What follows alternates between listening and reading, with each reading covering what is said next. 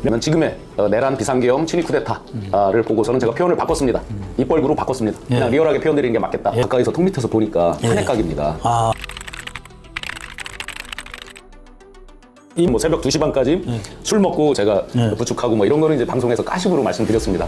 그 부분도 당연히 문제죠. 또 그렇게 놓고 그 다음날 이제 일정을 막 줄줄이 펑크를 내고 또 지각을 하고 지각대장은 뭐 워낙 유명하고 나중에 시청자 여러분들께서 다 아시게 됐지만 뻥카. 네네. 출근 안 하면서 차만 출근시키는. 이제 그게 뻥카. 태도와 이제 직결이 되는 거죠. 평소 생활 습관 태도와. 그런데 그보다 더 무서운 게 이제 국정 운영에 대한 철학. 2022년 2월 9일일 겁니다. 아마 중앙일보 인터뷰에서요. 정치 보복이라는 그 단어가 이제 나가게 된 겁니다. 거기서 그걸 보고 깜짝 놀랐습니다. 정치 보복을 하겠다는 뉘앙스예요. 전체 흐름이.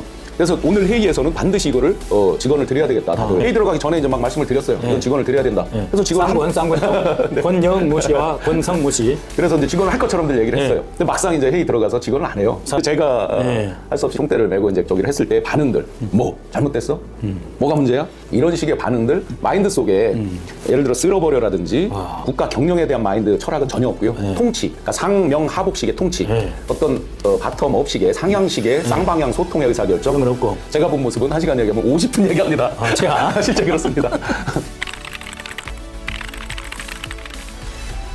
이제 경로 하나만 제가 예를 들어볼게요.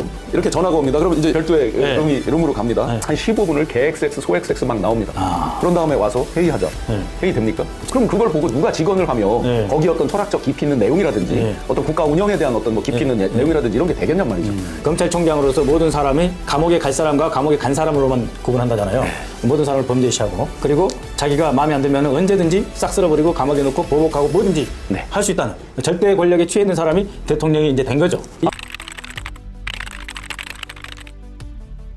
계엄해가지고 싹 쓸어버리지 않으면은 자신의 정치적 미래가 없으니까 아예 이번에 국회고 뭐 사법기관이고 선거 관련한 거 싹 쓸어버리고 국가비상입법기구로 해가지고 장기 집권을 꿈꿨는데 명태균 게이트 내지는 명태균이 알고 있는 진실이 자기한테 불리하다는 거잖아요. 네네.